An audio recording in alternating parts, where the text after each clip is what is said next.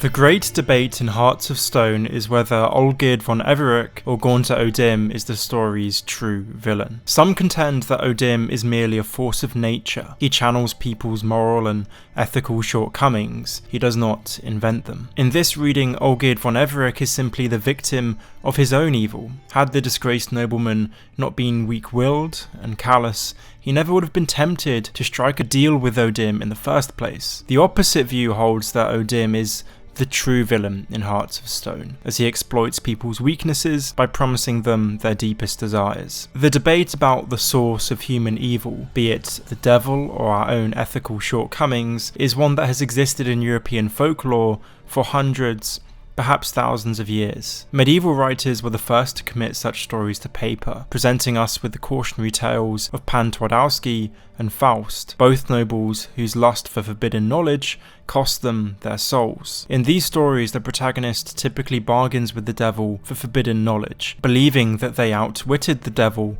by making the deal unfulfillable. In the Polish rendition of this tale, which follows the character of Pan Twardowski, Twardowski sells his soul to the devil in exchange for knowledge, but he inserts a clause in the pact that states that his soul can only be collected in Rome. Of course, he never intends to visit Rome. Over the course of many years, Twardowski acquires wealth, fame and knowledge, and he was utterly convinced that he had escaped his fate. But Twardowski was eventually tricked into staying at an inn called Ryzym, Rome in Polish, and his soul was harvested by the devil. If you've played Hearts of Stone, you'll already be able to see the similarities with the tale of Pan Twardowski. Like Twardowski, Olgierd is a minor nobleman, one who lusts for a better life. Olgierd was in love with Iris, but her illustrious family refused to marry her to Olgierd because of his family's recent plunge into poverty. Olgierd thus makes a bargain with O'Dimm. He would sacrifice his brother, Vladimir, and his own soul in return for riches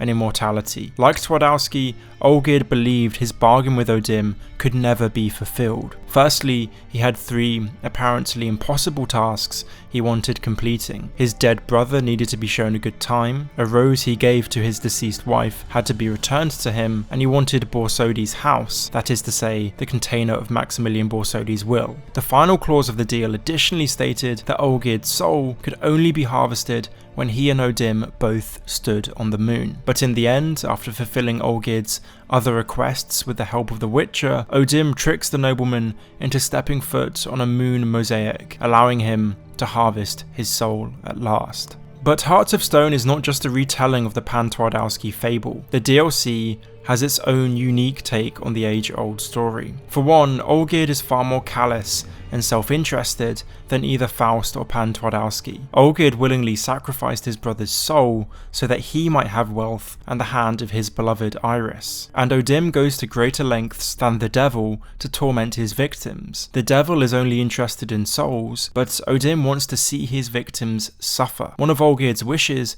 was immortality, but the way that O'Dimm granted him immortality was by giving him a heart of stone, and Olgierd subsequently lost all empathy for everyone, including the love he once felt for Iris. It is clear that O'Dimm is not just some force of nature, he's a predator, one who likes to toy with his prey before he finally consumes them. In the final scene of Hearts of Stone, it's up to the player to choose whether or not to save Olgierd and to give him a second chance. Implicitly, it is also a decision about whether Olgierd or O'Dimm is the source of evil in this story. If you think that Olgierd deserves what's coming to him, you can let his soul be harvested, but if you think that he's been unfairly tricked by O'Dimm, you can opt to save him. O'Dimm would have us believe that he simply channels the inherent evil of humanity, but Master Mirror actually plays a significant part in creating suffering. He is himself evil. Firstly, he goes out looking for individuals in tragic situations to exploit, playing upon their weaknesses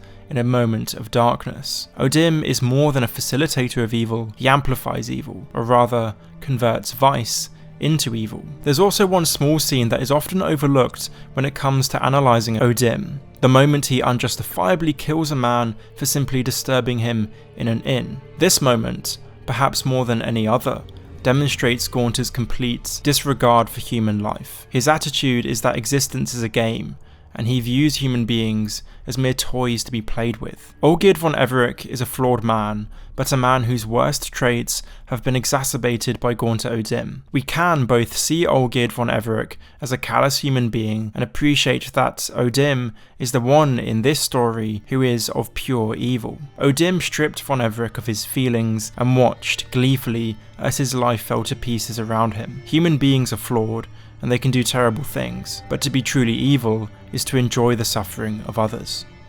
Thank you for watching this video. Please let me know any ideas you might have for future videos in the comments section below. Merry Christmas, and I'll see you all in the next one.